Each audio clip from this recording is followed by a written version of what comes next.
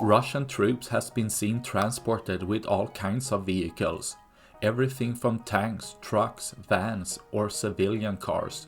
But not as common is armored vehicles, which primarily function is transportation of troops.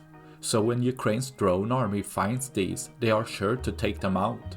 As the armored vehicles are quicker, have better off-road capability and have some armor against small arms and blast fragmentation, they are still very vulnerable for FPV drones, making one strike often enough to cause an internal fire, especially when Russian troops leave doors open, as with this VPK-Ural armored vehicle, resulting in an easier way of leaving one less for tomorrow.